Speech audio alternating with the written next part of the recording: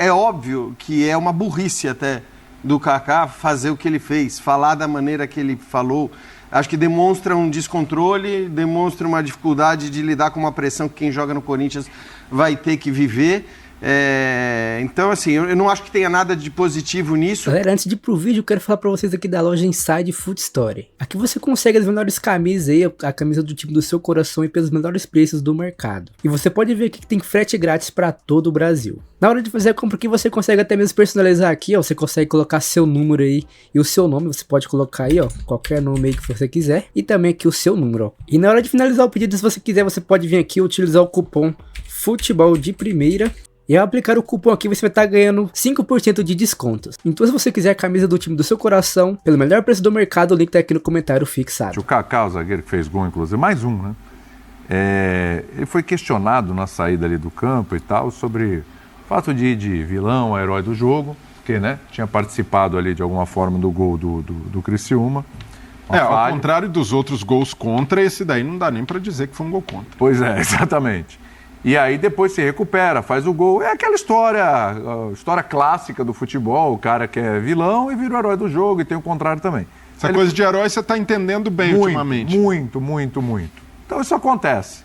Aí ele foi questionado sobre isso. Eu não sei se o Kaká tá bravo, porque ele falha às vezes, e a imprensa critica, obviamente, torcedores criticam, a gente vai fazer a análise, se errou a gente vai criticar, evidentemente. Mas ele foi mal educado. A gente estava até mostrando aqui o trecho, foi bem mal educado, né? O famoso P no C da mídia, aqui é Corinthians, foi isso. Tá? P no C da mídia, aqui é Corinthians, você entendeu, né? Vamos ouvir o que o Ramon Dias falou sobre isso, vamos lá. Quando o senhor falava, o autor do gol da vitória, o Kaká, se recusou a passar pela zona mista, né, falar com jornalistas, xingou os jornalistas e se recusou a tirar uma fotografia com uma torcedora que pedia. O senhor, como um líder, como um educador, sobretudo, com a experiência que tem no futebol, sabendo dessa informação, agora vai ter o contato com o Kaká nos próximos dias, o que o senhor teria para falar sobre esse episódio, por favor? Bueno, para la próxima vez intentaremos hablarlo porque yo creo que la prensa es importante, la comunicación que podemos tener para que... pero hay que respetarlo y seguramente intentaremos que más adelante puedan hablar con todos. Desnecessário, né? Mas o Kaká, jovem ainda, enfim, não precisava. A gente entende, às vezes, algumas reações, mas precisa se controlar, né? Pega mal, não foi legal. E não é positivo para ele. Eu acho que toda vez que a gente vai falar desse tipo de coisa, parece que pode ter algum tipo de corporativismo por trás disso. E eu absolutamente sou zero corporativo. Aliás, quantas vezes a gente não critica aqui posturas da própria imprensa em entrevistas coletivas e tudo mais. Agora, é óbvio que é uma burrice até do Kaká fazer o que ele fez, falar da maneira que ele falou. Acho que demonstra um descontrole, demonstra uma dificuldade de lidar com uma pressão que quem joga no Corinthians vai ter que viver. Então, assim, eu não acho que tenha nada de positivo nisso. É claro que ele talvez vá ser muito elogiado, porque nós estamos num Brasil que hoje adora esse tipo de coisa. Eu me lembro recentemente do episódio em que o Gabigol, acho que ele foi meio agressivo com o Eric Faria, que tinha feito uma reportagem reportando fatos. Agora eu nem me lembro exatamente qual foi o tema, o que tinha acontecido, mas era algo... O Eric tinha feito algo muito correto. E aí o Gabigol foi lá e deu uma paulada que também não fazia sentido nenhum. Sim.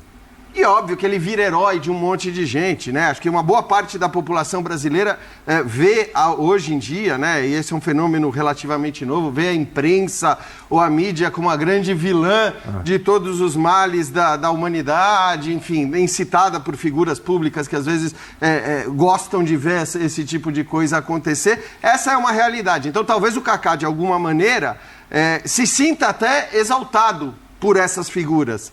mas na verdade, na realidade, eu acho que não tem nada de positivo para ele. Seria legal que ele falasse, inclusive ele sai por cima, porque ele faz o gol da vitória, quer dizer, ele faz um gol importantíssimo. Essa é a resposta que você dá. Já Acabou, tem ali. 5 gols pelo Corinthians, Isso, para um zagueiro. é o artilheiro do time brasileiro. Artilheiro Então, assim, do time. ele teria tanta coisa legal para falar, e que se você tá sem cabeça, e aparentemente ele tá completamente sem cabeça, porque ele foi mal educado também com uma torcedora que queria tirar uma foto com ele, então isso demonstra o desequilíbrio. Se você tá sem cabeça, cara, vira as costas, não precisa falar com a imprensa, não precisa responder ninguém, mas não seja mal educado, não haja dessa maneira, porque benefícios, ele pode ter agora 2 ou 3 elogios dessa galera que eu falei no Instagram, mas vai morrer por aí, os benefícios vão morrer por aí. Eu acho que ele tem o direito de discordar das críticas que são feitas a ele, ele pode pensar no desempenho, até porque as críticas não são exatamente iguais, né? Acho que cada um faz uma do seu jeito.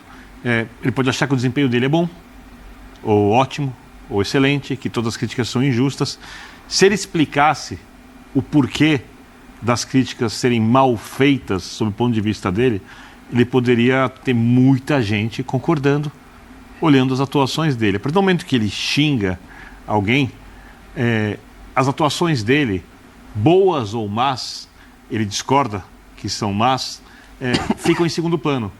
Porque o que se destaca é a fala. Sim. Não mais a argumentação técnica sobre um jogador que quer fazer uma carreira de sucesso no futebol.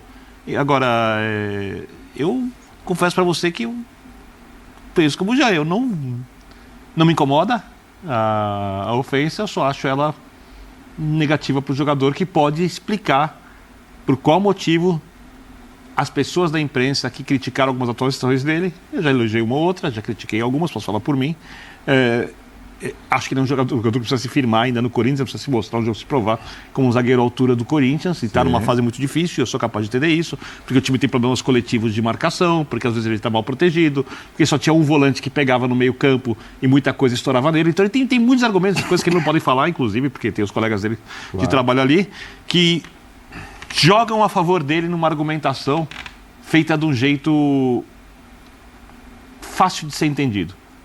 Para nós e para os torcedores. E a gente Ele percebe... ficou bravo, xingou, tudo bem, eu acredito que ele não vai fazer de novo.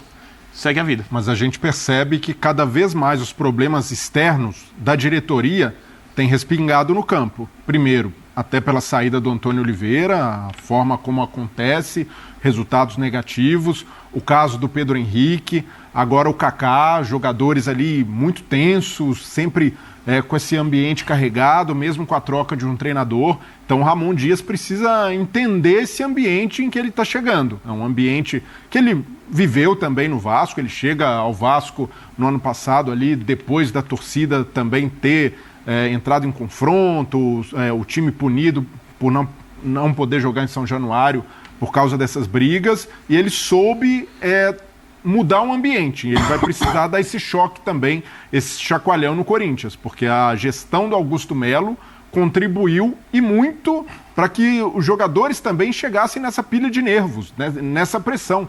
Porque a partir do momento que a diretoria do clube não passa confiança, naturalmente os jogadores vão sendo mais pressionados e essas coisas vão espanando com o tempo.